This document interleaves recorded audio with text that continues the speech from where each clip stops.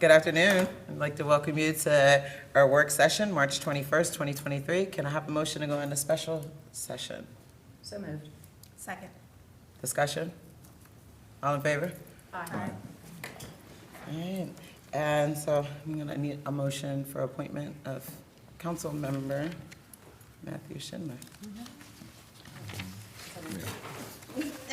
Yes, it's behind the. I hereby move for mayor and council to appoint Matthew J. Schindler as council member effective March 21, 2023. Councilmember Schindler is being appointed to fill the vacancy and complete the remaining term created by the resignation of Councilmember Takesha Martinez. Councilmember Martinez's resignation was effective February 7, 2023.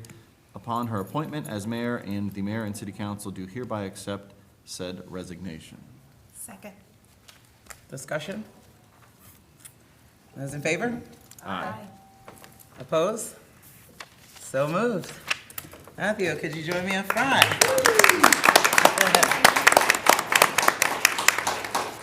And then get to get sworn in. All right. Want you something to come over? Which one is? I don't know, I'm so confused. This is so. You're gonna raise your right hand. What side's your right? No, you actually come on this side. You Swap see? around. Let me- Donna's There we go. Donna's fault. Raise your right hand and repeat after me. I, Matthew Schindler, I, Matthew Schindler, do swear that I will support the Constitution of the United States do swear that I will support the Constitution of the United States and that I will be faithful and that I will be faithful and bear true allegiance and bear true allegiance to the state of Maryland to the state of Maryland and support the Constitution and laws thereof and support the Constitution and laws thereof and the charter and ordinances of the city of Hagerstown, and the charter and ordinances of the city of Hagerstown, and that I will, and that I will, to the best of my skill and judgment, to the best of my skill and judgment, diligently and faithfully, diligently and faithfully, without partiality or prejudice, without partiality or prejudice, execute the office execute the office of council member of a council member according to the Constitution according to the Constitution and the laws of this state. and the laws of this state. Congratulations.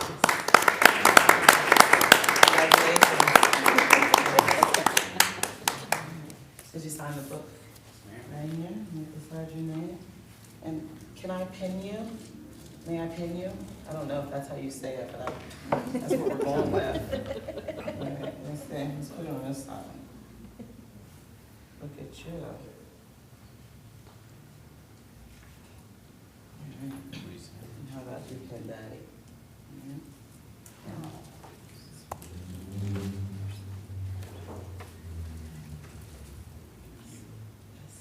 Pictures, I'm sure come in for pictures.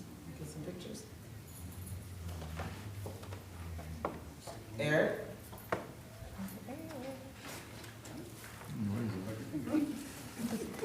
Fancy not supposed to. There you go. There you go. I'm sure mom and dad will come up for a picture. Picture.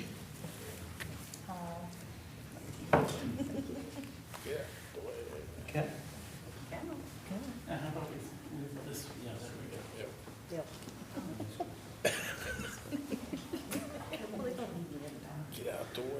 Okay, here we go.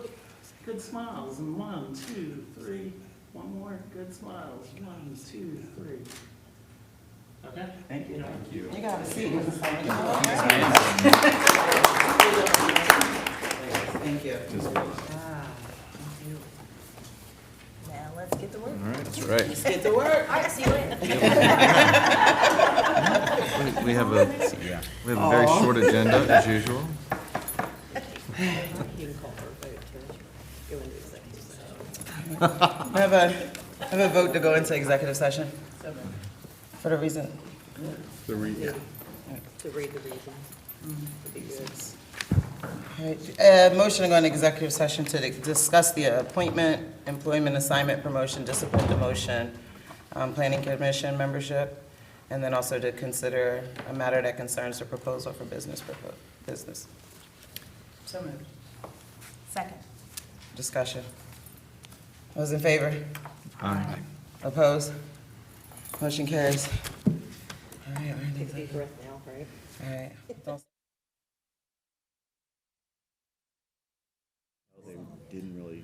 Good afternoon, calling March 21st work session into order. And first up on the agenda, we have proposed bond application note financing for the third parking deck, and that's Michelle Hepburn, Lindsay Rader, and Suzanne Otsoseski. Sorry, I didn't want to mess that up. Susan O. Susan O. Susan O. Hi, welcome. So honestly, the whole reason that I'm here this evening is pretty much to turn it over to both our bond counsel and our financial advisor. Lindsay Rader has been our bond counsel for many years, and she is with Funk and Bolton. And Susan is with Davenport, our new financial advisor, relatively new. They've been our advisor for the past several years. Prior to that, though, she worked hand in hand with us through Public Advisory, who was our financial advisor, and she worked there as well. The reason that we're taking the opportunity to have them both here is because it has been a while since the city has had to issue a bond, so we have at least 3 new members plus the mayor who haven't been through that process here at the city. And we're going to recommend that we do something a little differently than we've done. So I wanted the experts here because I know there'll be questions. And with that, I'll turn it over. All right. Good afternoon. Nice to see you all. I'm Lindsay Rader, by the way, and Susan Ostazeski. Yes, I think perhaps many, many years ago in the 1980s, the city might have issued a bond anticipation note. But think of bond anticipation note as interim financing, the way someone who's building a property might get a construction loan, and then when they are ready to close on the property from the builder, they will get their permanent financing and mortgage. Well, a bond anticipation note is the equivalent of interim financing, and your longer-term bond is the permanent financing. And because the city has been talking about issuing taxable bond, general obligation bonds to finance both the field house project and the third parking deck project, we had assumed originally that they would be on a parallel track and we could do one bond issue for both projects. Since the city is not yet ready to finance the field house project, but would like to move forward with the parking deck project, Davenport suggested, well, let's do a bond anticipation note, the shorter-term interim financing for the parking deck, and then when you're ready to issue the longer-term bond for the field house, we'll do a combined issuance to take out the bond anticipation note issued for the parking deck and to finance the parking deck over a longer term, and we can do a single series of bonds at that time. And so the process is for authorizing both types of obligations is the same. The city will enact a parameters ordinance that authorizes a maximum principal amount of general obligation bonds to be issued, a maximum principal amount of general obligation bond anticipation notes to be issued, and that maximum principal amount will be the same for the bonds and the bond anticipation notes, and will also authorize the city to issue general obligation bonds at a later date to refund, or in more common English parlance, to refinance any bonds that are actually issued. And the city has from time to time issued refunding bonds in the past, and typically refunding bonds are issued when the market moves such that you can issue refunding bonds to refinance your existing bonds at a lower interest rate or overall interest cost. And so we authorize all of that under one ordinance, and then that gives you the flexibility to move much more quickly to provide for and determine in details of any type of financing by resolution. Because sometimes, especially with a refunding, you're going to want to move quickly if the markets are in your favor. And so we are introducing an ordinance at next week's regular session and having a special session on April 4th to pass the ordinance. And in the meantime, for the bond anticipation note financing, we will be pursuing a request for proposals process. That is actually a form of private sale, which is allowed under the bond anticipation note statute and is also allowed under your charter. You could just go talk with a single bank and tell the bank your preferred terms. But what we like to recommend typically is that we pursue a request for a proposal process. To shop it out. It creates competition. The banks know that they are competing against other banks, but they don't know the identity of those other banks. And we will ask for any interested banks to submit their proposals to Davenport at a certain date and time, then working with the city administrator and Ms. Hepburn and the rest of the finance team, we will identify the bank that provides the most beneficial proposal to the city. The nice thing about this type of financing, too, is that we'll get the proposals in, but we have the ability to negotiate with the banks or to clarify terms. You don't necessarily have to accept something, and we can certainly, there are sometimes terms that we will try to negotiate away to make the financing more favorable to you. And sometimes there are provisions that we just need to clarify. And this, we're recommending this because a bond anticipation note has lower, and this process, this sale process, has much lower costs of issuance than the more typical public sale at competitive bid the city pursues for its longer-term general obligation bonds. Anything you want to add, Susan? No, I think that that's about right. I mean, we have a list of both local, regional, national banks that we will send out this RFP to. And, we'll typically get a number of responses, and as Lindsay said, we'll be looking both for the lowest interest cost, but also for the most flexibility. So we are going to look for prepayment provisions that make sense so that you only have to keep this bond anticipation note outstanding as long as you want. As soon as you're ready to go to long-term financing, we'll be able to prepay this bond anticipation note. And that way, it just makes the process as easy as possible. The other thing is with a bond anticipation note, you pay interest only until the prepayment date or the maturity date. So unlike with your longer-term bonds, where we typically have a principal amortization and debt service payments of principal starting within a year after we issue the long-term bonds, it'll be interest only until the bonds are issued and you pay off the ban. So that also reduces your borrowing costs by pursuing this instead of a long-term bond issue at this time for the parking deck and a separate long-term bond issue for the field house at a later date. And by going ahead and doing this now, I mean, the group heard from Rodney Tissue and Eric Dykey last week on where we were with the third parking deck and with the pricing and things, and so it's on the agenda for next week to get approved. And then the first week of April, we're looking at doing closing on the land acquisition. By going this route, the approval for this short-term bond note will, April the 4th will be the adoption of the ordinance, and then in May will be the resolution, so that we would have the cash in hand in June. This kind of all plays and works out very nicely with how the project is actually going to start and be processing and proceeding.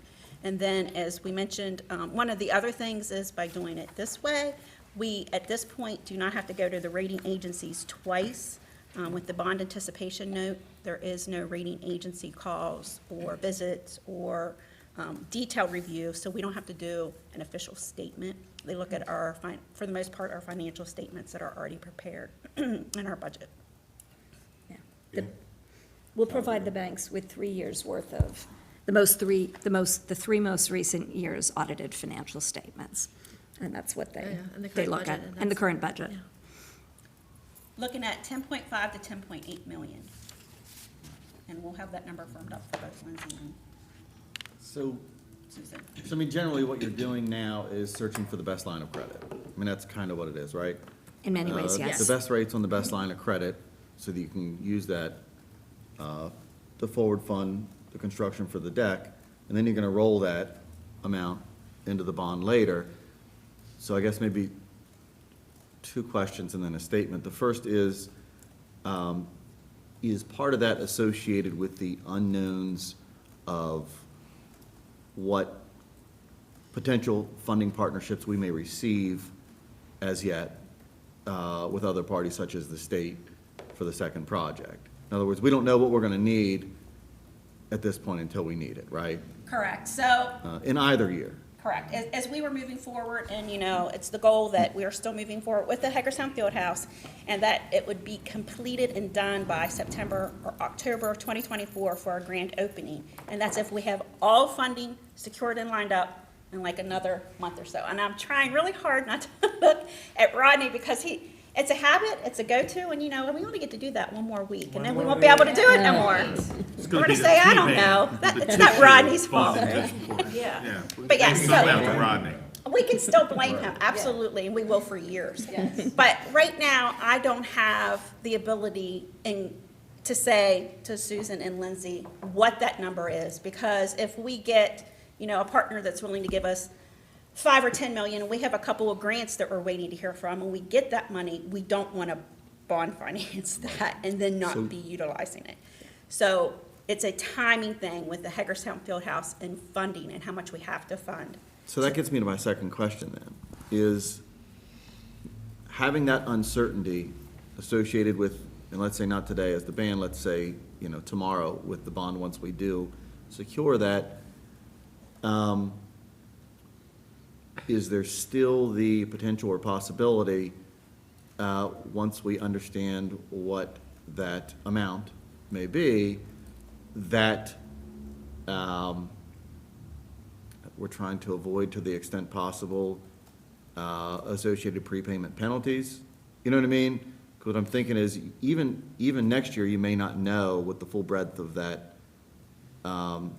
is, early next year, let's say.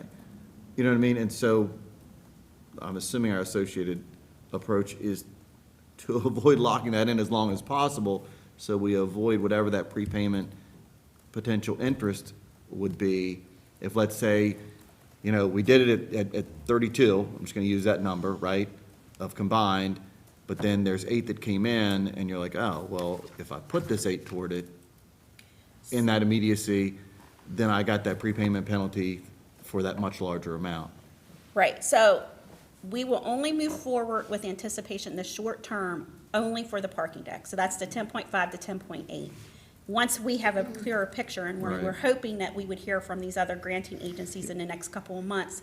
So by this point in calendar 2024, we're gonna know what we need for the field house. To avoid the prepayment penalties. Right. Then they Right. come along with those later funds. Well, and I think what you're saying is that if we issued the bonds now for both projects, and then you ended up getting a lot of more grants or other funding sources than you anticipated, you wouldn't need all the bond funds for the field house, but you wouldn't be able to prepay those longer-term bonds for typically 8 to 10 years after they were issued. Yeah. And yes, and so, you never really want to have a bunch of debt outstanding. And again, we're doing these on a taxable basis, so we have fewer considerations vis-à-vis the federal tax code. But, yeah, you could be sitting, if we did a long-term issue now for both projects, and you didn't need all the money, that long-term issue is definitely going to have an 8 to 10-year period where you can't prepay, and you'd have to Right, we'd either be- find other projects. Eat that, yeah. Or we'd be And- cycling it down, not earning what we're owing on the interest side of things. You know what I mean? Yes. Yeah. Okay, Typically, would have. go ahead. And I know you've probably been looking at a couple, how hateful is interest now? So. This is where I get to say the financial advisor has to talk, not the lawyer. It is obviously not as good as it was 2 years ago when we were talking historically low interest rates. I looked at a 20-year taxable debt, I just ran it yesterday. I think if you were going to do a long-term debt issuance at this very moment, you'd probably be looking at just under 5%, probably a 4.75 or so, which, again, is not actually terrible. It's not nearly as good as what we were looking at not that long ago. 50 years ago, it would have still been under. Exactly. It's, I think this is actually, when you look at a historic trend, over the past 20 years, we're really right at the average. It's just that the average, it was a lot higher, 10, 20 years ago, and it was much lower 2 years ago. So I don't think the interest rates are hateful. I don't think that they're amazing, but I don't think that they're hateful. For the ban, that's a little bit harder to gauge because we can look at a public market and have a pretty good estimate of what we're going to get. With the ban, it really is a function of what banks are interested at what time. There's also an issue right now with the treasury market. If you've probably seen, it's been very volatile. So between, from like a month ago till now, it's gone down about 80 basis points, 0.8%, which is a very big drop. But that's not to say, but it's been fluctuating throughout that time. So it'll go down 20, it'll go back up 10, it'll go down 20. So in any given day, it's been very different. I recently did a 5-year, it was a 5-year ban. We wouldn't be looking at one that long that was taxable for a different city, and they got right about 5%. I think a 2-year would be a little bit lower than that, but I think that's still sort of where we're at right now. And depending on who's hungry out there. Exactly. That's the thing about the banks is that it only takes one to really want the deal, and you can get a good deal on it. Cool. And if we're not ready to go in 18 months with the field house, or in 12 months with the field house, because the funding, if funding is not there, there's other concerns, then what we'll do is we'll go ahead and move forward with the long-term bond issue for the parking deck, if we're not gonna have other projects ready to go. But, we do have the Hagerstown Field House, and I haven't made them aware, but we're looking at doing a new administrative fire building, and so we have other big things coming.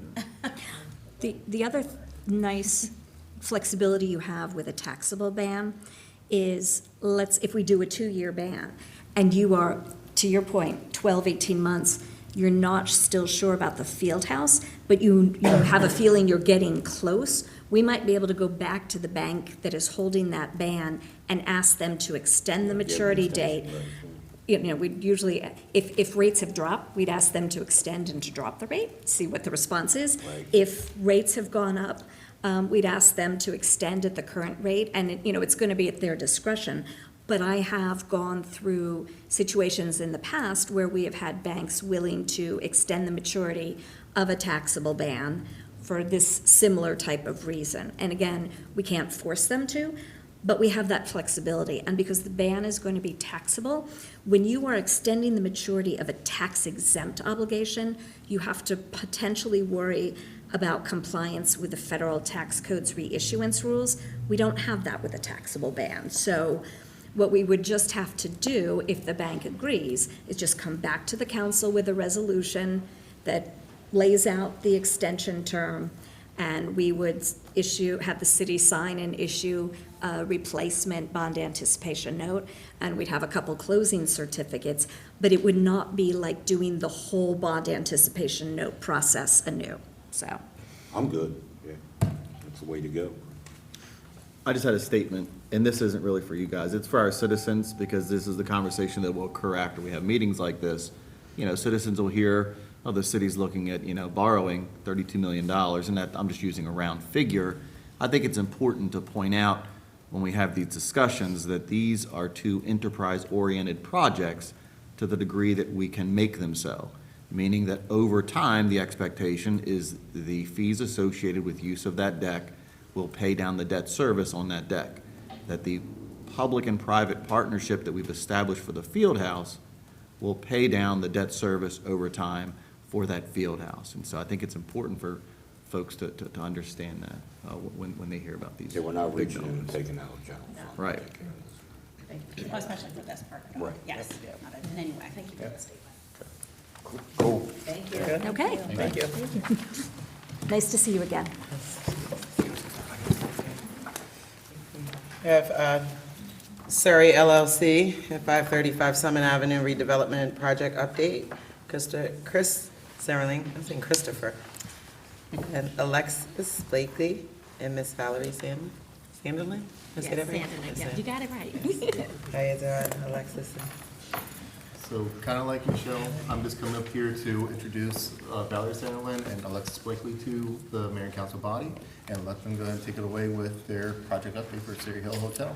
All righty, I'm going to start off. First of all, I want to thank you, Mayor, thank you, City Council, thank you, Doug and Chris, for having us here today. A little bit about me. My name is Valerie Sanderlin. I am managing member of Surrey Hospitality, and I'm the co-developer of Surrey Hill Hotel. I've been a developer for 16 years, primary in the DC, Maryland, and Virginia area. I have renovated, purchased single-family, multifamily, also condominium. I call myself the Southfort developer. I am part of, I'm alumni of the Capital Impact Equity Development Program, myself and Alexis, and also we was one of 15 developers to work on the Amazon Housing Equity Accelerator Program, so we're part of that.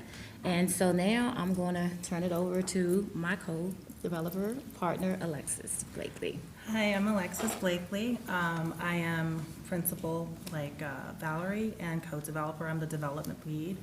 I have about, I would say, 7 years of experience in real estate development, mostly in commercial and mixed use. My projects, so I'm co-founder of Rosewood Strategies, which is a DC-based development and advisory firm. We focus mainly on high-impact projects. Our most recent projects include the development of DC Central Kitchen's headquarters, Community of Hope's Family Health and Birth Center, and we are also helping the Washington Area Community Investment Fund with their new HQ and retail space. The projects range in development costs from $16 million to $60 million, so broad range of experience, which is why we're partnered up on this project, because we have complementary skills. I'm going to just come this way for a little bit as I talk about the Surrey Hill Hotel project. This is the existing rendering of our project. As you know, the Surrey Hill Hotel, the Surrey Hill School, or Surrey School rather, was built in 1907. It's a neoclassical building that has been a part of the community for a very long time. It used to be a school for boys, I believe, and then turned into a learning center that Meritus owned and operated. We are proposing in our plan to build a boutique hotel, a spa, and a restaurant, taking the 25,000 square foot existing building. This is the front facade. I'm just going to turn it to the back facade, which is facing Virginia Avenue across from City Park. We're going to add 10,000 square feet, including 2 side additions that you can see there that are secondary to the existing structure. And then we're also adding 3 additions that are single level to the back. As you'll also see, there's plenty of landscaping to help bridge the gap between City Park and our site. So a little bit about the hotel and what we're hoping to do with this. As you know, there is a beautiful city park across from our site. We were really excited when we came across this project and said, wow, why is this building sitting here vacant for so long and it's for sale, so let's see what we can do with it. We decided that the best use, based on what we were looking at just during our due diligence, we read the city plan, I think it's the city center plan, and there was, it was identified that this was, that a upper upscale hotel was on the want list for Hagerstown. And we reached out to Chris and Doug and kind of got talking with them, and also Jill, who's here as well. I don't know where she is. But we reached out to them and kind of got their opinions on what they thought would be a good use for the space as we continued to underwrite and do our due diligence before we purchased it in 2021. This project is really meant to be a place of exploration. It's historic in nature just because of the oldness of the age of the building, but also it's beautiful, and we wanted to make sure that we maintain that. So there's going to be a lot of renovation, but there's going to be a lot of respect to what's already there, including the existing community that we're building within. This hotel project, well, I don't want to call it a hotel project. It's more than a hotel project. It has a hotel. It'll have 25 plus rooms. They'll all be king size, either suites or rooms.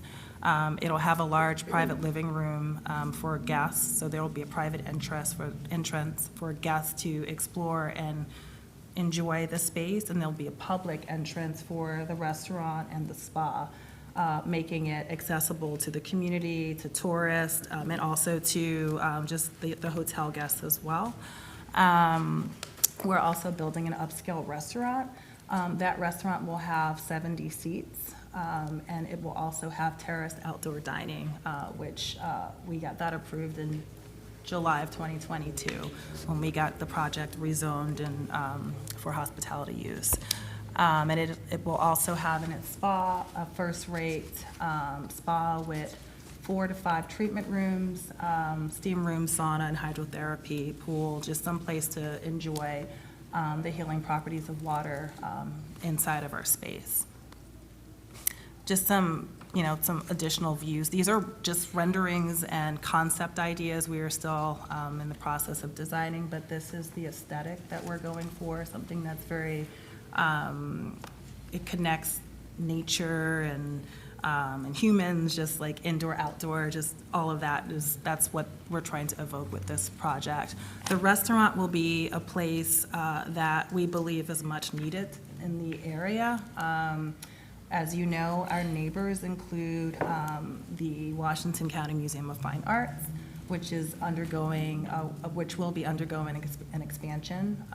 And we have been in close communication with them, and they're very excited about the fact that we'll have a restaurant and also a place for their guests to enjoy, because they're expanding their programs to be immersive over the course of several days. So it'll be nice to be within walking distance of their site.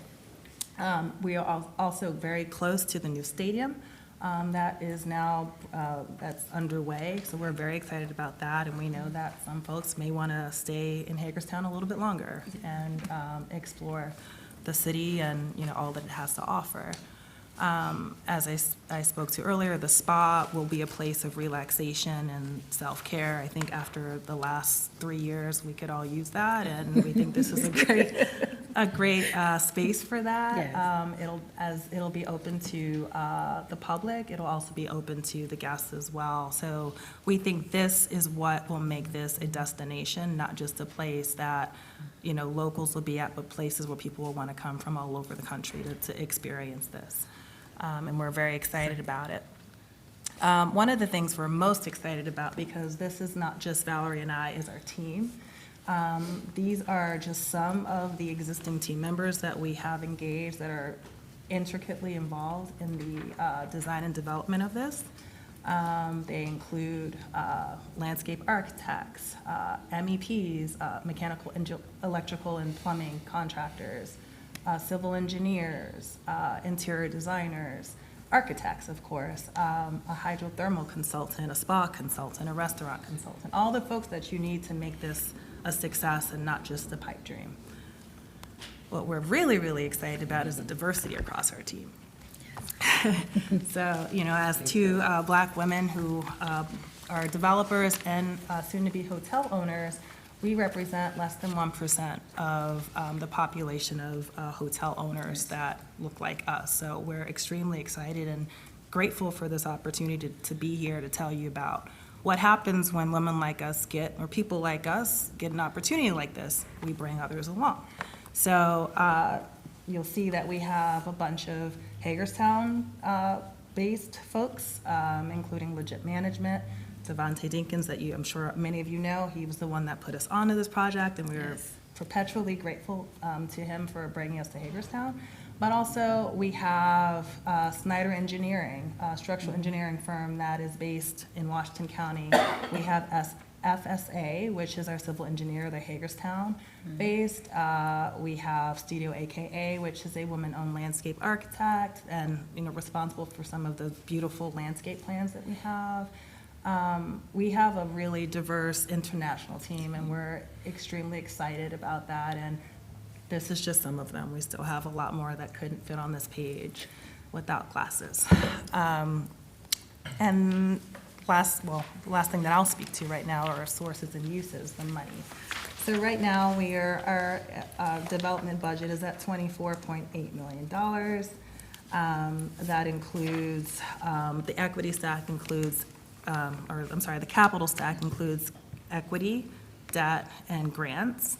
And the sponsor equity is at roughly $6 million. We're the sponsor. And the debt that we're looking to obtain will be at least $15.5 5 million, with the rest being in grants of 3.3. But if we don't get the grants, we'll have to put in more equity or take on more debt.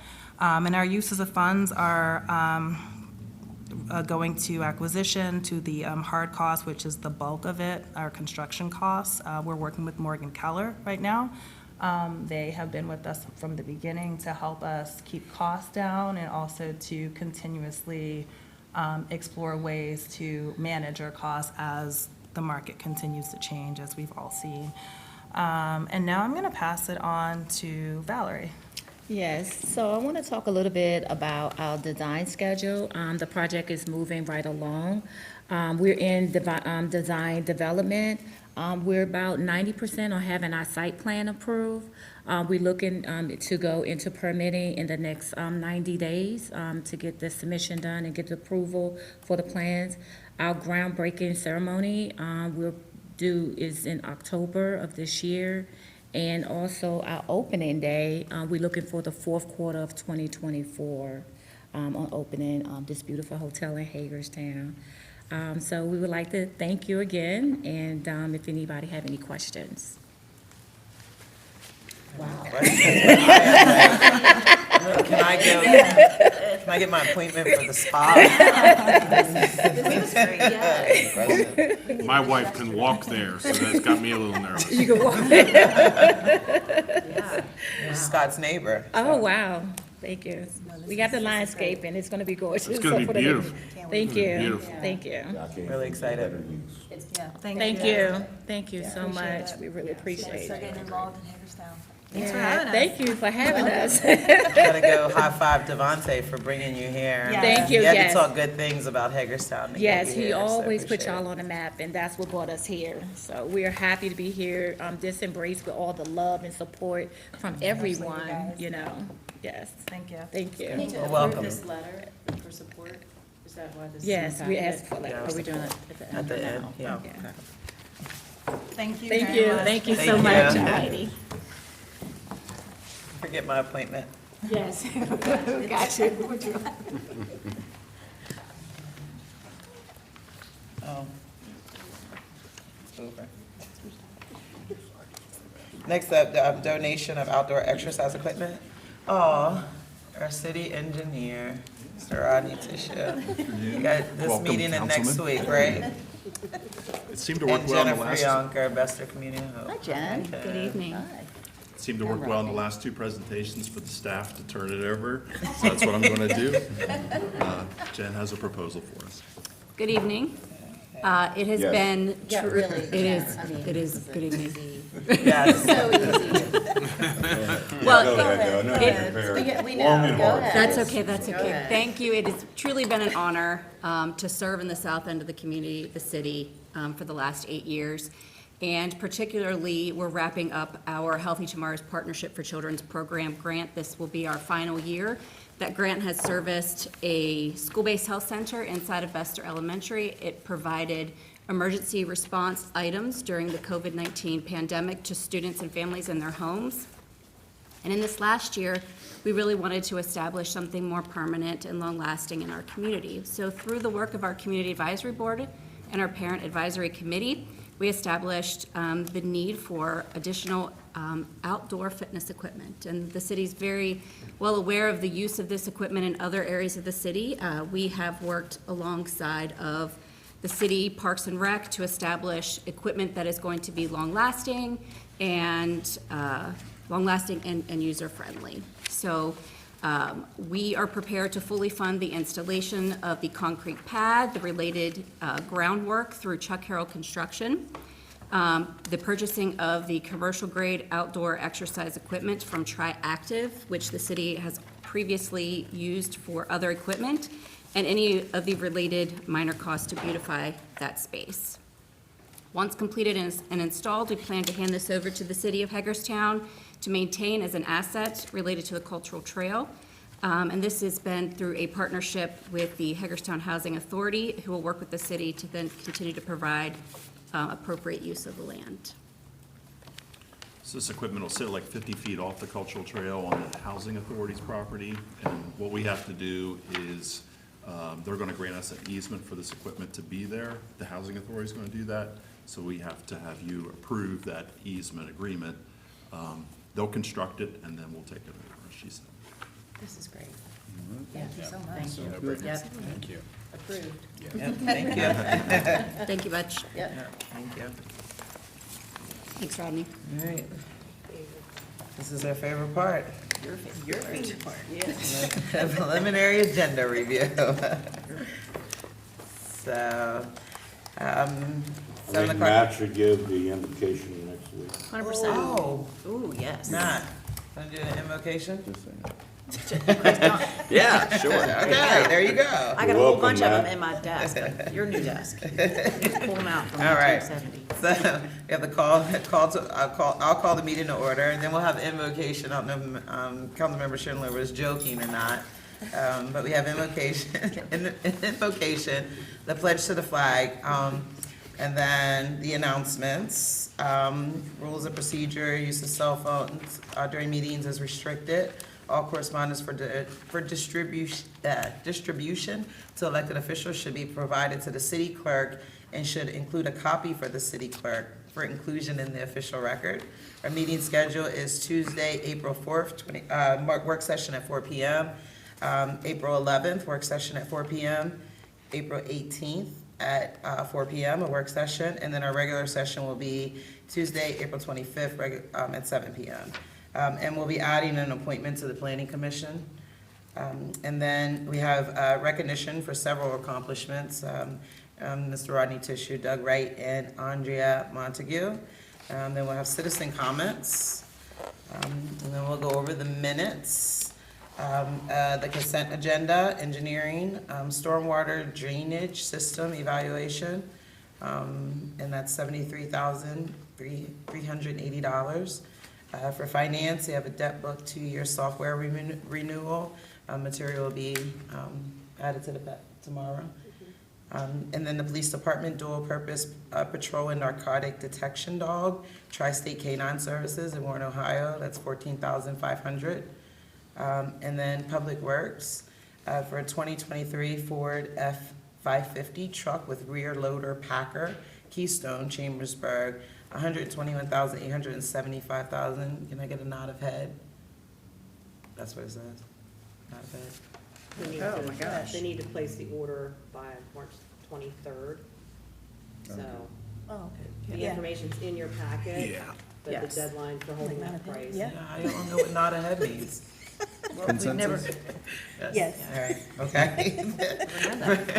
For unfinished business, approval of an ordinance 2022 Land Management Code amendments, approval of an ordinance 2023 comprehensive rezoning, and then for new business, introduction of an ordinance authorizing bond anticipation note, financing, presentation of petition for annexation, and that's Botzetta Group LLC, introduction of annexation resolution, Botzetta Group LLC, approval of annexation plan, Botzetta Group LLC, presentation of petition for annexation, Blaine Properties, introduction of annexation resolution, Blaine Properties, approval of annexation plan, Blaine Properties, approval of resolution, state subdivision agreement, national opioid settlement, and then it crossed out the Hagerstown area summer swimming, and approval of a resolution, parking lease with Department of Juvenile Services, approval of a resolution, summer camp with YMCA, approval of a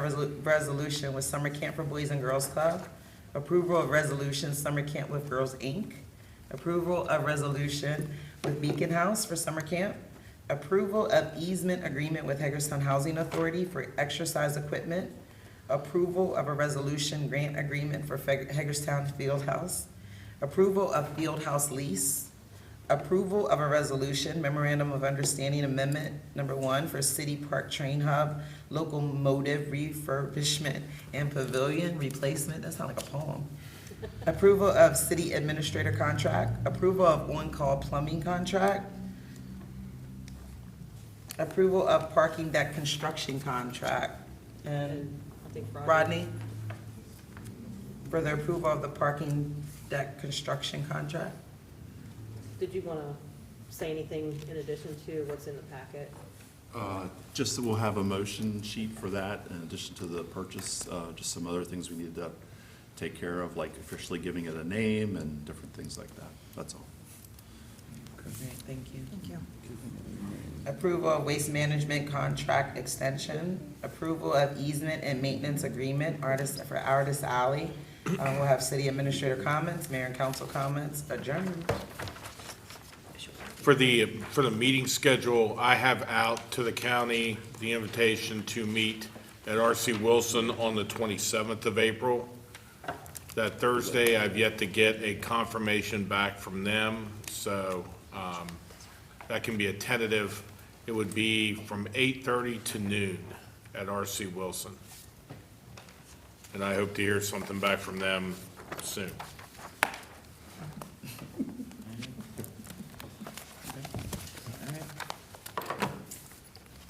So 2023 Summer Grant Program, Eric Dykey.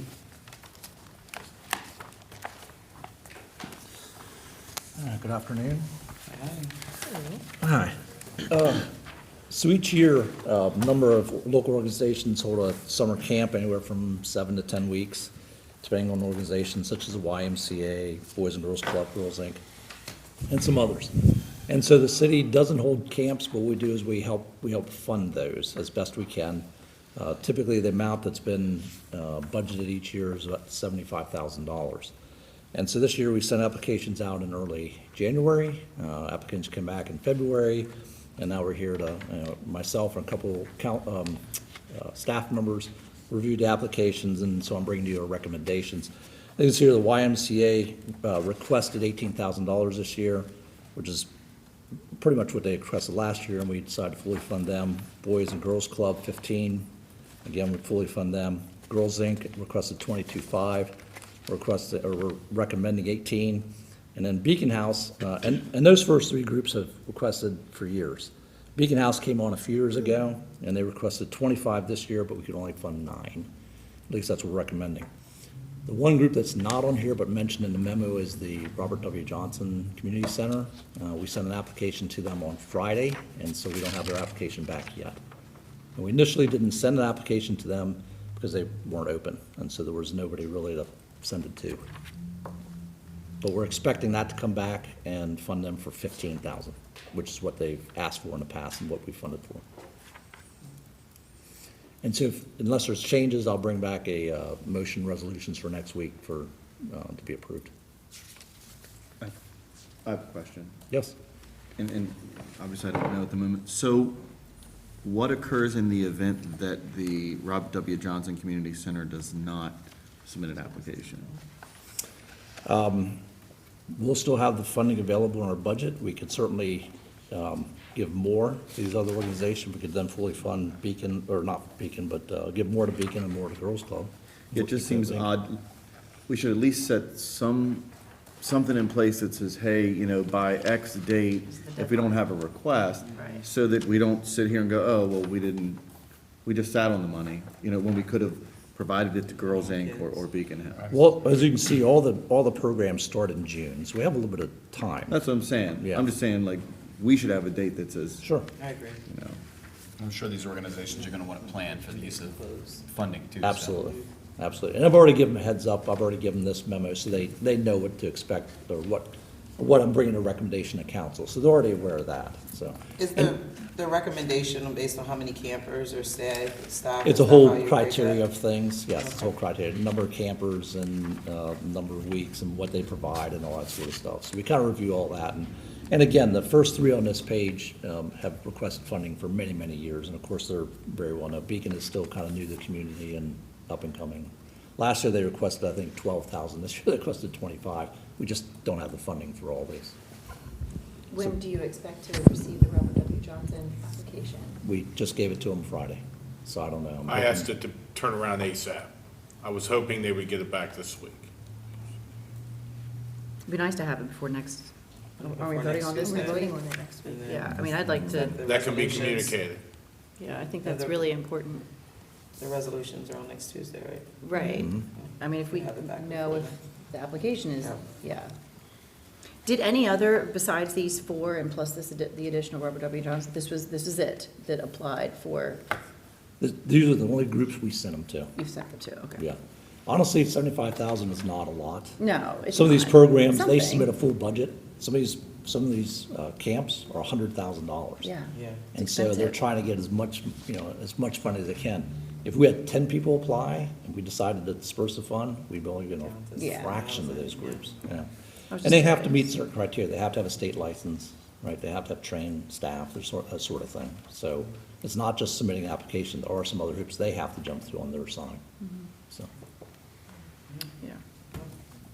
We good? If we could push that application, that'd be great. You guys good?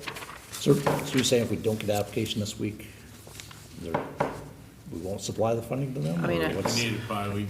Well, I think if we don't receive the application, and I'm speculating, of course, because no one's talked to me about it yet, but the R.W. Johnson Center will be holding their summer camp at the center and at Wheaton Park, right? That's what it Typically, says. We met, they said that they were gonna have a camp this summer. We Scott got and I the Boys met and with them a Girls couple weeks Club ago. having a camp at Wheaton Park. They use it at various parks and they use, Yeah. and a lot of them will also be at Potterfield Pool. At least 2 Sure. days a week, almost all of them will go to the Potterfield Pool. So also. if we don't receive it this week and we have that additional 15,000, why would we not Disperse between the disperse two. it between, ones that certainly Yeah. between That's what I would, Boys and Girls and maybe Beacon House or Girls, but it doesn't, Yeah. bump up each one a little bit more. yeah, You know. 7,500 to each, so, right? That's, Yeah, Beacon House, yeah, yeah, I like that approach. yeah. Okay, All right, we good at doing that? we good? Yeah. We don't do it, we take Yeah. that 15 and we I'm good. give it to the Boys and Girls and. All right, maybe thank you. Beacon House. If you guys know what y'all wanna do. Yep.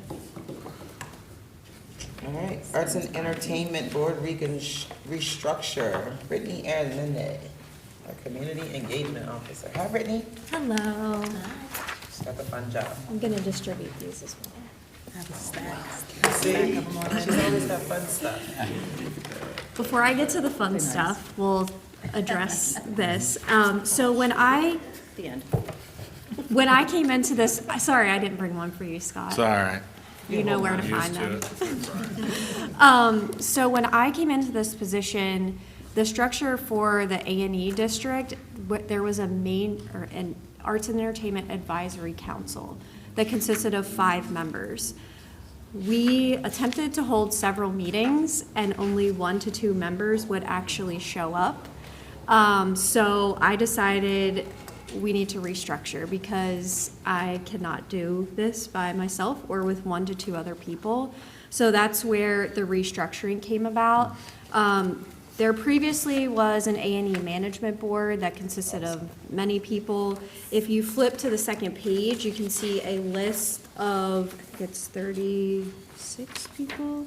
I invited over 40 people that I just felt was a diverse grouping of individuals that represented a fair amount of different demographics, generations, art options. So you can see the listing here.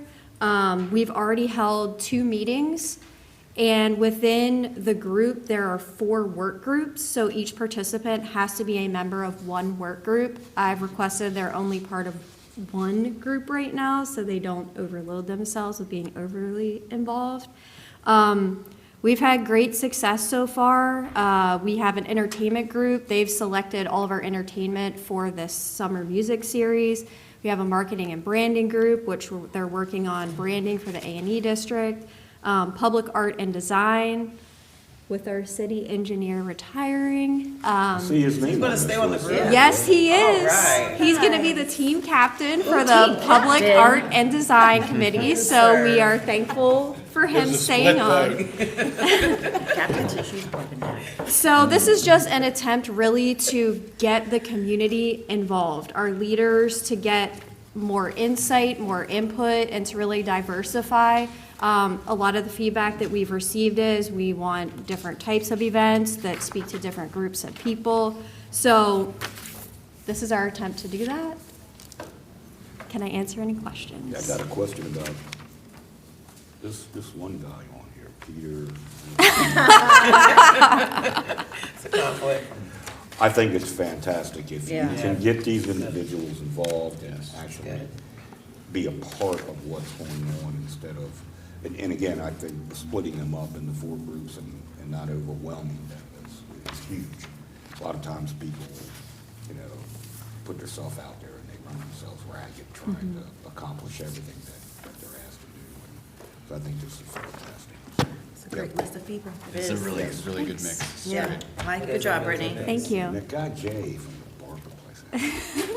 And so each of you, except Scott, have Get mad at the him events all the time. list for 2023. So these are, and if you need any, I have stacks in my office, so feel free to come and get some if you'd like to distribute. These are city-hosted events, so these don't even include all of the different events that Everybody organizations else. have. So Great job. we can't say there's nothing going on right. because you have a whole Story time with list. the You wanna, Still say just, that. you wanna mention Bloom's Alley and what they do? Is it, it's once a month? So, actually, out of the A&E Management Board, the Professional Development and Grants Committee, they have taken it upon themselves to kind of create a subgroup that they just met this past Sunday, focused on how can they create a community art space that includes studios, a contemporary art gallery. So there are several people from Bloom's Alley. Bloom's Alley's offered to kind of host these meetings for now, and then figure out where a space in the A&E district can be to create that art space. So again, that's something that was birthed out of these larger meetings and then the smaller meetings, and that is what I'm really excited about, is people taking ownership and creating. I feel like that's the only way we can see this truly succeed, is other people stepping to the plate. I like it. It's great. Yeah. Great leadership. Fantastic. Thank you. Thank you. Thank you. Should get past her probationary period, we'll keep her another couple months. Next, we have the Invest Hagerstown update with Chris Zimmerling and Cameron Shives. Hi. Who gets to be formally introduced Yes. in the work session, Yes. in So- front of the world. So I'm here with Cameron Shives. He's our new Business Community Development Finance Specialist, still the longest title in the city. Exactly. So we're here to present about the Invest Hagerstown update. He's going to go ahead and take over about our last fiscal year, FY '22, and I'll talk about where we're currently at with the current fiscal year '23 as well. Okay, so fiscal year 2022, we ended up spending a total of $855,165.72. We had started with $819,000. Most of those funds that were extra over that 819 were from funds that got forfeit from past fiscal years. We had $25,000 that carried forward from 2021, and then some funds that had went out were just funds that weren't spent in 2022, so carried forward to 2023. And then there was some funds that got transferred out of the Invest Hagerstown program for Island Twist Juice Bar, which was an economic incentive program. We ended up having projects totaling $12 million and created 97 jobs, 36 apartments, and renovated 39 apartments. Do we have any questions regarding any of that? So you're telling me that we spent $855,000, $806,000. well, basically, and we got $12 million of investment out of that. For the last fiscal year, yeah. Wow. I think it's a good investment. I think we should Pretty good say that return. more often. I think it's a good Yep. return. And then moving to today, we are, for FY '23, fiscal year 2023, we were budgeted $855,000 through, once again, some forfeitures or other funding that came into the pot when it came to deadlines or anything like that. Bumped us up to $884,800. We were able to commit $806,000 of that for the current fiscal year. This has let us encourage about $10.3 million worth of investment throughout the city, create 82 jobs within the next 2 years, 20 new apartments being created, 6 existing apartments being renovated, and 19 new homeowners, primarily first-time home buyers. One of the reasons why we are here today is not only to laud about the achievements of Invest Hagerstown and what this has helped bring and encourage investment throughout the city, but also we currently have a remaining balance of about $78,000 for the remainder of the fiscal year, and see how mayor and council would like us to proceed with utilizing that. Whether you would like us to keep it in the current buckets per se for each individual program, or provide the flexibility that as applications come in, we can dedicate funding as it is on a first come, first served basis. I think as we've done in the past, we've utilized those funds to the best of our ability of people who apply, whether it's for redevelopment or whatever, and don't worry about the buckets. None of us, I didn't hear you. I didn't hear you. Oh. As we have in the past. I'm sorry. Turn me up a little bit in there. As we have in the past, about this time every year, we talk about taking what we have left over in these buckets and forgetting about the buckets and making it a first come, first serve, especially when it comes for projects such as home ownership or redevelopment or things like that. Yep. Thank you. That way we get to expend it all by the time this fiscal year ends. Yeah, this homeownership, I mean, that is incredible. So it's how amazing, many isn't use it? that. It's Isn't it great. amazing? Yeah, it's really great. It is. What happens to those funds if they don't get to spend it? We don't know, we've always spent them. Yeah.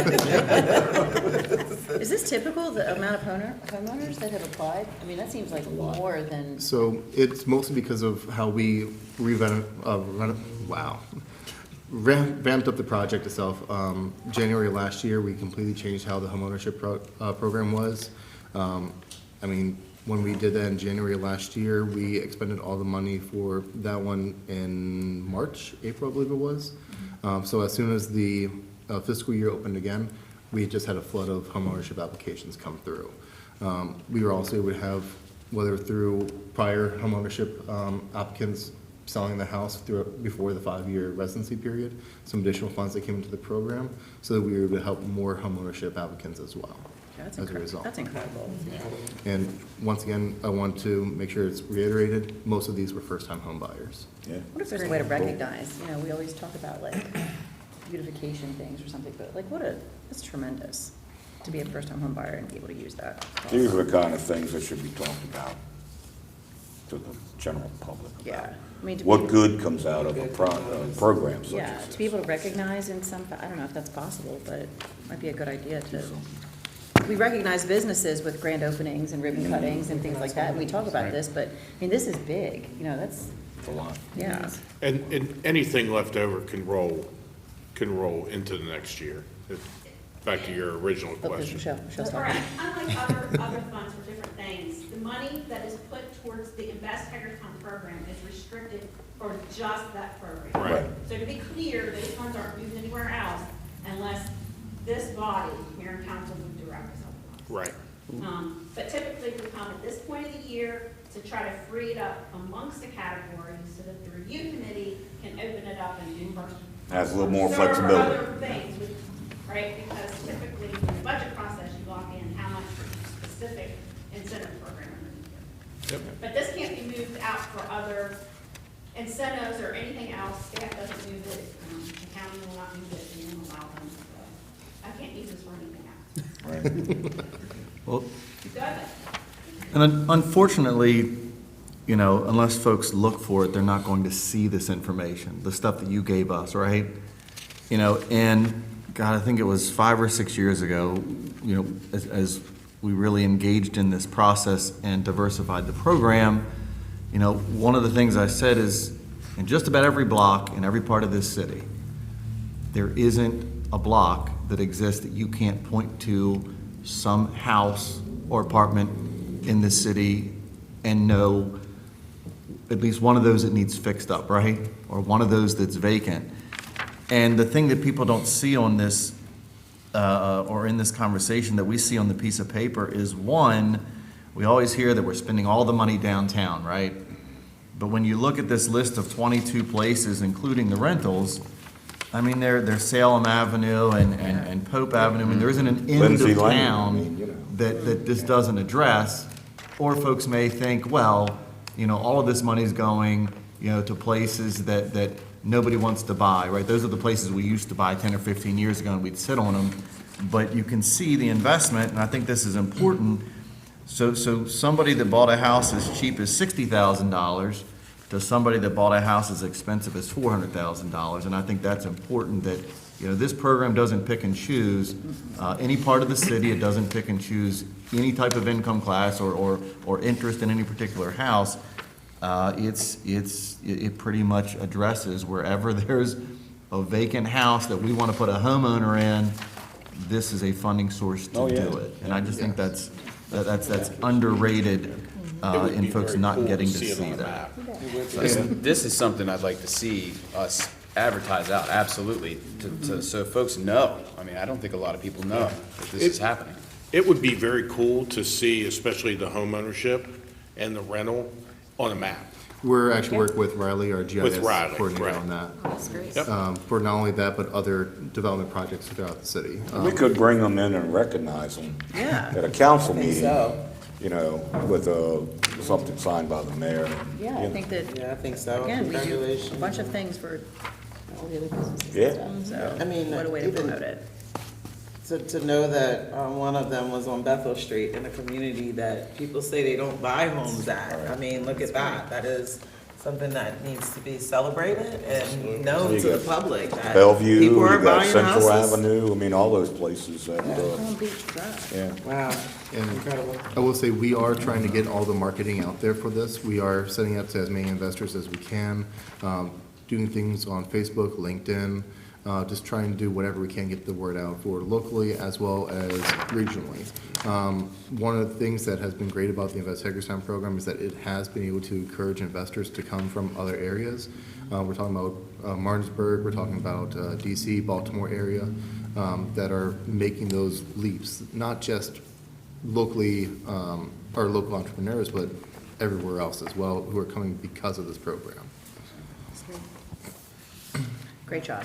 Thank you. Thank you. Thank you. Incredible. Good job, Cameron. Hey. Yeah. We didn't even yell at you. Next up, we have, Our next first timer to the table. Oh, yeah, Joanna, this is new, awesome. you can say that. A-dash. This is A-dash. This is Joanna Wu, our new planner. Join us in This is January. the old Morgan? Or The Megan? new The Megan. new Megan. The new Megan. The old Megan is still Megan. Anyway, it's nice to meet everyone. I have the pleasure of presenting the 2 annexations we've been processing. Attached in your packet are the petition, the plan, and the resolution, and a couple maps, just for reference. So we'll start with the Bostetter annexation. So it's on 17601 Broadfording Road, which is just north of Hager's Crossing. It fronts McDade and Broadfording, and it's contiguous to the city and in the MRGA as well as the UGA, and it's around 80 acres. There's an image there. There's also images in your packet. Feel free to use whatever. Currently, the county zoning is RT, which is very similar to the RMOD. So that's not really an issue. They're proposing to develop a single-family community. So that'll be great. In the plan, I just kind of outlined it in a short version, so you don't have to read so much. But water will be served by the city. They've requested a JSSA for wastewater. School capacity will probably be overflowed, but Washington County knows that. This annexation won't take over any county roads, and we'll just leave it to them. Any new roads would be by Any the new city. roads, yes, but the old roads are not. Public safety services will be by city police, city fire, community rescue, and electric will be by PE. There will be a really nice playground next to the property at Jonathan Hager Elementary, so kids will have areas to play. And the planning commission reviewed this last meeting, which was the 8th, and they recommend the zoning that we've suggested. This case kind of has an interesting little addition to it. They've written out in their petition a tax deal to avoid what had happened to the Unger annexation. They had requested for the property to be taxed based on the pre-annexation assessment in SSTAT until the first of the following to occur. So either the tract is sold, it's recorded of a final plat, and it's divided into new lots for development and sale, or 10 years have passed. I don't know do you have anything to add? Yes, the concern is, with the Unger annexation, they had a developer who had a contract on the property. They were wondering about, should they be protected about the increased taxes they might experience after annexation if the developer didn't buy the property, and we said, well, it's assessed very low, so it would not be very much city tax if you ended up owning the property after the annexation. And then we discovered a few months ago when we were looking into it so we could explain that same thing to this applicant, that for some reason SSTAT decided to bump up the Unger annexation from $110,000 to over $4 million just because it annexed. They don't have a developer, nothing else has changed, it's just in the city. I made inquiries of SSTAT about why that happened for that farm, and they determined because they were proposing a development at that time, that it should be assessed at $35,000 per acre, because they felt that was the going rate for residential lots. Well, there is no plan, there is no developer, so it's still the farm owner. And so they said in order to see any difference there, they'd have to make an appeal. So I sent them the appeal information and explained he didn't even realize it had happened because the mail did not get to them, telling them that it had gone from 110 to over 4 million. So this farm owner is concerned that that could happen to them if this developer does not move forward with the project. This developer seems pretty confident that they are moving forward, but you never know. And so that's why they're making that request. Yeah. And schedule, the petition resolution and the plan will be presented again next meeting, and tentatively the public hearing is for May 23rd. Okay. I think the next one. Any questions about that one? You're welcome. Any concerns on the tax? No, I think the state has screwed that up for us one time too They many. did a great job on kind of thinking on their feet with that one, so. All right, next one then. So the next one is the Blaine Properties annexation. It's actually very close to the first one. It's just west of Hager's Crossing, and it's on McDade and Swan Road. It is also contiguous to the city and in the MRGA. It's a little smaller, it's around 28 acres. So the zoning in that area is also RT, but they're proposing to zone it as RMed in the city to develop townhomes at a density that's not consistent with the county. So they would have to, we would have to, express approval of zoning would be needed by the county for this annexation to be processed. If you take a look at the. Well, it could still be processed. It's Oh, just sorry. in order for it to get the change in zoning within the first 5 years after Right. annexation. If you take a look at the exhibit, you can kind of see how RT probably isn't appropriate since it's so close to the city and the MRGA or the UGA.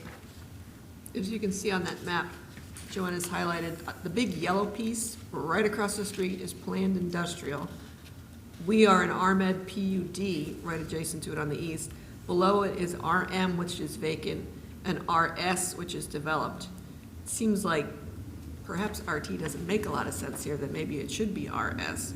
And what they're proposing to do would be at the density that's allowed for semi-detached dwellings in the RS zone. But the county has to make that determination whether they're willing to grant express approval, since it is currently RT and RMID for townhouses is not consistent. Annexation plan also details the same thing as the Bostetter one, I believe. So Planning Commission also recommended very positively with the zoning change, even with express approval needed by the county.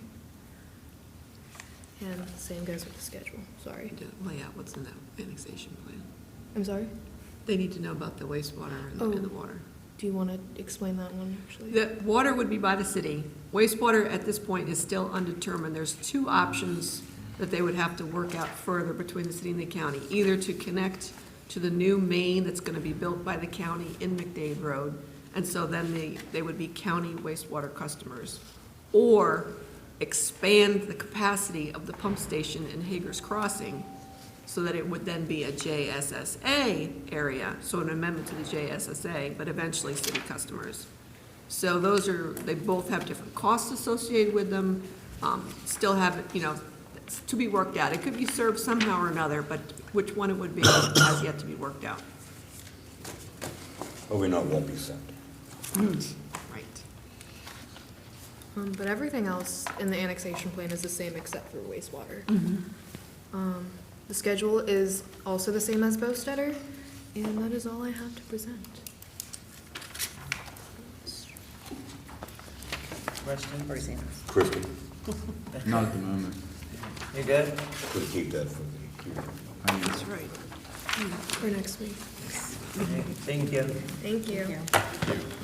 What do I do with this? Next up, we have the Hagerstown Fieldhouse, Mr. Rodney Tissue. Say that a couple more times, city engineer.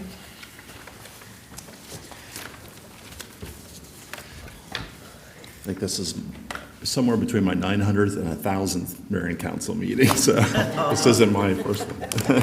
Not that you're counting. Not that I'm counting. This is close to like your last one though, right?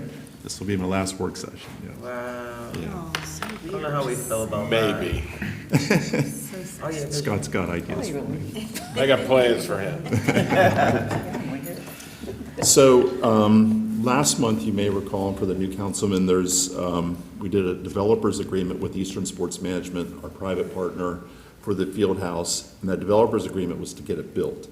The lease now is how it will operate over time, and is a lease with our private partner, Eastern Sports Management. It's not going to be ready for next Tuesday. I'm part of a team, Michelle, Eric, and Ann Rotz, and I have been working on the lease. It's a very dense document with a lot of issues and a lot of details in it, but we're getting there. And I just wanted to come in tonight and let you kind of hear some of the major points of it, kind of give it the smell test to see if you're on board with where we're going with this, and then it'll be approved next month or soon thereafter. So I'm just going to kind of walk through the memo and just highlight some of the things that are in there. But the lease would be for 20 years, and there's several types of rent that they will pay, Eastern Sports Management will pay to the city. Basic rent, which is $1 a year, additional rent, and then revenue sharing is if the place is successful, they split the profit with us in half. They give us half, they keep half. I'm buzzing through those three things quickly because the more important thing is the minimum payment commitment, which is something that we will take and add up all those different types of payments, and it has to be at least $350,000 a year to the city, or Eastern Sports Management will make up the difference. So it's a commitment from them to pay $350,000 a year toward the in payments to the city that then we can use for the debt service that was talked about earlier. If its place is very successful and it makes more profit, we could potentially have more than that each year. But this is kind of the floor. This is the minimum amount that would be paid to the city. In addition to that, then there's capital reserves. So there'll be a fund set up by Eastern Sports Management And capital reserves are simply are funds that are set aside to make capital improvements to the building. So it's a, $24-25 million building. Over time, it's going to need improvements, and this capital fund will be set aside at a rate of around between $100,000 and $125,000 a year. But in the model, over 20 years, it amounts to about $2.2 million that will help defer any cost for major capital improvements. That kind of segues on the next page into the first bullet there is the city will own the facility. There was a debate about that earlier on, who would own it. The city would own it, and what our responsibility for maintenance would be is the building itself, the roof, the walls, the foundation, stormwater management in the parking lots, and the parking lot, we would maintain that. And that's about it. Everything else on the site would be maintained by Eastern Sports Management. So it's basically, we're the landlord. We take care of landlord type things, right? When those things need repaired, it needs a new roof. That capital reserve that I just mentioned is where we would get, some of the funds, if not all, to do what we need to do. So it's planning ahead for the future. There's naming rights, and the lease is currently set up that Eastern Sports Management would get those naming rights, but all that money would go into the capital reserve. So in a way, it comes back to the city. Eastern Sports Management will submit a monthly financial statement to the city's chief financial officer so that that person can review how they're doing each month. There will be a restaurant facility there. They will serve alcohol per section 5.4. And if there's a default by them or us, those remedies are outlined in section 8. Basically, we can find a new tenant or take whatever legal means necessary to remedy the situation. Hopefully that would never happen, but that is definitely in there. Do you have any concerns or any problems with any of these terms? Yeah. So let me have it. The naming right of the outside of the building. Yeah. Okay. The building itself. No, I'm not. I'm in agreement with that. Same. You want us to keep that? Yes, I do. Okay. I do. Yes. Even if it costs us a little more, Yeah. I don't know. Okay. Yeah, we could certainly turn around and put that money in a reserve as well. Yeah, we could, yeah, exactly. I think maybe beyond that, what I'm saying is I'm not in favor of selling the name. I'm not saying I know what that name is. All I'm saying is I don't want to give it. it should be something representative of our city. Okay. But we want to keep that ability to. If they want to sell inside, rooms and. Which they will, and the signs floors, and all that there's stuff. plenty of opportunity for that. Okay. This field house is But I think it's important for the broader region to have that name of that facility associated with this community.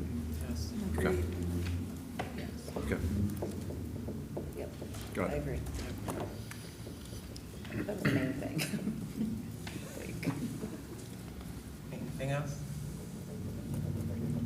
It's pretty typical, I think, of a lease, but, they have a portfolio of buildings like this. They run everywhere. They're comfortable with the terms of it. And, Yeah. Good news, expert. Yeah, I'm- I feel very comfortable with them. I mean, I think one of the things that we experienced when we visited Frederick facility was that restaurant component.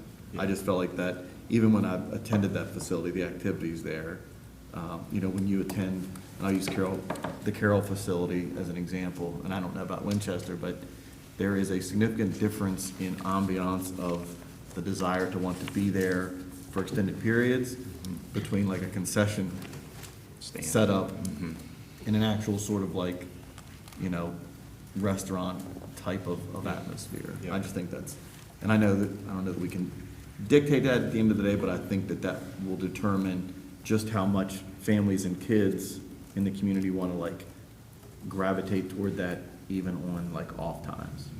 That's what's planned. I mean, we have I'd say 60% drawings, and they definitely show what I would call a restaurant that's being proposed. It's more than a concession stand. Yeah, oh, yeah. I think I'm We need all the Huh? people so I can get there. all the time. Experience. Yeah. My dad's gonna need somewhere to eat 7 nights. To watch you play soccer. No, it's coach like 18 teams. The goal was to have, when you have visiting teams come in, that are gonna be there the whole day. Oh, yeah. That gives them an opportunity Concession stand is to eat there. We also want them to You do guys- our restaurants. We good? I have one other question. Okay. Can't make it So- too cozy. And I realize this is an 11th hour question, but I'm gonna ask it anyway because I've been asked it by folks from both North and South Hagerstown high schools, is, the repeated question comes up year after year, if the ARC is truly a community amenity, as it was sold decades ago, meaning the ARCC out at HCC,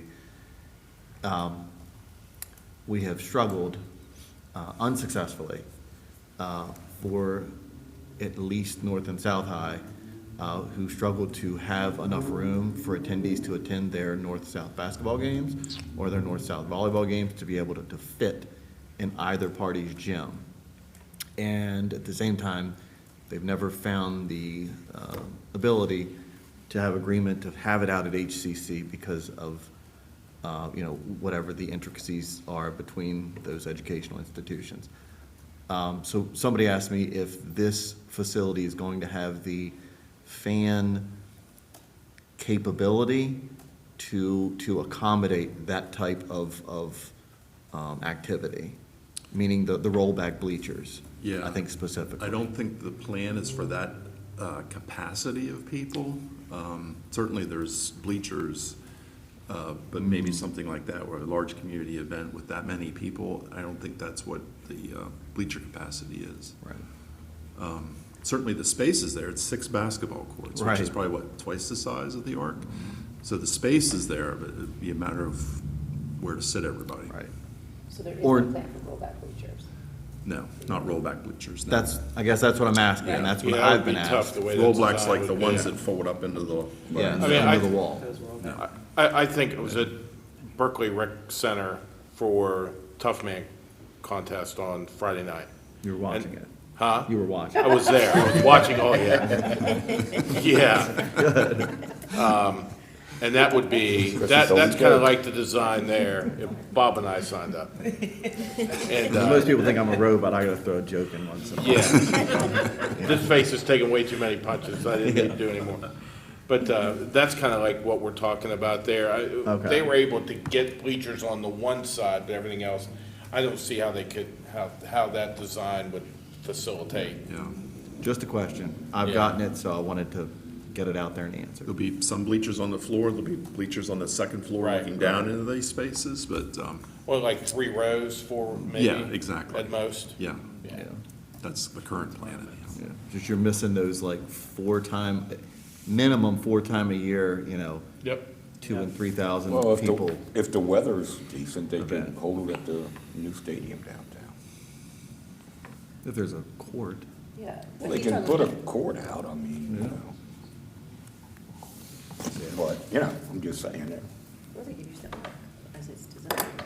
I just got the plans for the stadium yesterday that show football field, soccer field, and baseball, so I'm sure you could have a basketball court if they. I'm sure you could just, and if it's, especially if it's artificial turf, you could. Yeah, it is. Yeah, well, then you could just put out a court. Use it for all kinds of stuff. I'm telling you, I mean, it's endless, so Yeah. you just gotta have the imagination for it. Just, I feel like every year I get asked the question, why does North and South have to play their game at North and South, which are 2 facilities that just don't accommodate the level of fan base that wants to attend the games. Yeah. Can't get everybody in there, you gotta get there Plus, earlier. exposing them to HCC would be like ideal. Well, you're That's staying what- like that's that. what Good for our for community, What a too. great- Yeah, it's a court. HCC, yeah. Why can't we? I didn't mean to They wanted to hijack keep it. No. the presentation. No. This is his last I'll one. certainly let John know that. What the schools Make their money. benefit, make their money Right, on right. is the consensus. Oh, yeah, I know the reason. The reason. There's only 2 games. All right. Now, yeah. Any more questions? Hey, we good? Ron, you don't go nowhere. Yeah. So You're up next. the last thing was, the public art at the Triangle at Park Circle. So we've talked about this ever since we purchased the gas station there and tore it down. We have Clara Barton that's coming. I just talked to Mr. Mendez the other day. I think Clara will be installed probably in September, October timeframe. So now we have another space for additional public art in that triangle just to the north of Clara Barton. And we did a call for artists through the Arts Council, and we had good interest in it. We interviewed 2 artists today, and I have a recommendation for you, and it's sitting over here, so I'm gonna bring it over. So much color. No. I was wondering what that was. Happy, Kristen. How Get happy it? is. It's a model, and it's, the name of the art is Train of Thought by an artist from Baltimore named Marianne Mears, who has 50 years of experience. It's basically, it's 2 steel tracks representing railroads, trolleys, those kind of things. And I should say this is a unanimous recommendation from the Public Art Commission, who were very excited about this proposal. It has the steel tracks that run through, stainless steel, colorful forms that you can see here. This is a human. This would be like my size person, to give you some idea of scale. The color is to give some visual interest and create also places for kids to interact with it. And then on each of these would be a quote from a children's book, specifically related to trains, so like Polar Express and the Little Engine That Could and the Boxcar Children and all those things. It would be a quote for those kids to find those. She's hoping to have some sort of partnership with the library to increase literary interest, which kind of goes back to the whole bookmobile theme that we threw out there. So it's trains, bookmobiles, trolleys.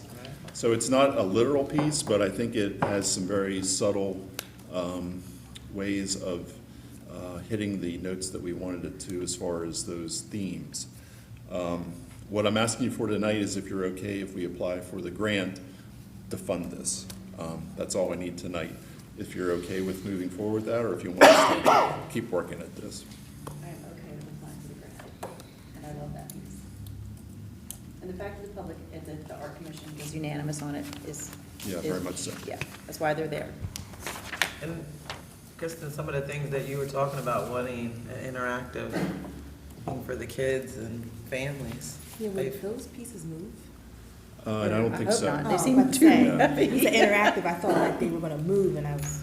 No, but as she described them, you know, like a child may slide down one or sit in one Okay. or get their picture taken in another. That's awesome. And she's done pieces like this all over the Mid-Atlantic region, and that's what happens. Kids interact with them. Yep. Yeah. Yeah, good. Okay, I mean, I think it's a great artistic interpretation of the literal things that we talked about. Yeah, exactly. It's not easy, but I think she did a good job. And the literary part, I think, is really Yeah. an added plus. Yeah, that's really pretty. I think Mary Tipton would be proud. Football when it was good. Yeah. Who actually lived right across the street in lived the right- house right here. from where that'll be, That's really from the cool. library, yeah. Really cool. All right, we'll apply for the grant. Thank you. All right, City Administrator. All right. I want to thank the Hagerstown Lions for having me out there and my wife out there Saturday night celebrating their 100th anniversary of their charter. It was a nice evening to recognize all the work in the community that the Hagerstown Lions does. And I was a former member and had to let my membership lapse because of work conflict that I had here with their meeting dates, being that the person that created those conflicts is now, I'm now in that position. I don't have that conflict anymore, so I think I'm going to get back involved with Hagerstown Lions. It's a real fun group, and look forward to doing that. Also, I thought the vibrancy downtown on Saturday at St. Patrick's Day run that County Parks and Recs put on was amazing. I thank city staff that participated in the event, and I congratulate my wife who did the 1 mile fun walk less than a year after her open heart surgery, and thanks to Cassie and Brittany who helped babysit us the whole way. I was more concerned whether I was going to finish it than I was my wife, but I appreciate all the staff that took part in it, and it was fun. I mean, downtown was packed all day, and it was really cool to see. And also, you saw some new faces up here today, some new young faces. We are going to work, and we've got some old faces leaving back there. Yeah, I'm literally and figuratively. No, I'm kidding you. But one thing we're gonna start working hard to do is create a group of the young folks, 35 and under. We're gonna start with, and sit down with them and just talk to them about what drew them to local government to work. With all the and we've lost some young folk lately to other positions. What do we have to do to keep them here and to keep attracting that type of talent here? So we're going to start those discussions in April with that group, and probably come back to you over the summer or early fall, and let them provide that input and see if we can't make local government more attractive, not only to recruit young talent, but also to keep that talent here a little longer. So, and that is going to be the full breadth. That's going to be on the utility side, on the laborer, the blue collar side, the public safety side, and then also on the white collar side. So we'll be bringing that to you later in the summer. That's a great idea. And that's it for me. Councilwoman McIntyre. I just want to welcome Councilmember Schindler to your first and many meetings, so congratulations, look forward to working with you, so welcome. That's it. Councilmember Also, Rucci. congratulations and welcome. And I look forward to very productive work sessions. Same, congratulations. It was nice to congratulate you back. I used the same email that you sent me, so look forward to working with you, Councilman. Councilmember Usher. First, welcome. I think through that interview process, I think we made what I felt was the best selection, and we appreciate you continuing to show interest, even though I know it wasn't successful during the election process, and so I'm glad that you made it to the table with us. Thank you very much. Oh, he's not done. He's not done. Well, so He has more. the second thing I'll say is, and I know the mayor's probably going to touch on the upcoming Maryland International Film Festival, but I was asked before the meeting this evening from Mr. and Mrs. Perini to acknowledge that the Extra Innings, the Lynn Hendershot story, will premiere Friday, March 24th at 2:30 p.m. at the Hagerstown, Washington County Library. I had the privilege in 2001, when I first got elected to City Council office, to serve 4 years with Lynn Hendershot. He is probably the most interesting and courageous man that I have ever had the pleasure of meeting and working with. I can remember in Lynn's passing, when we went to the viewing, Lynn was a person that did not sleep on any issue, anytime ever. He had this list, I can recall very visibly, of just 100 things left undone that he was still working on.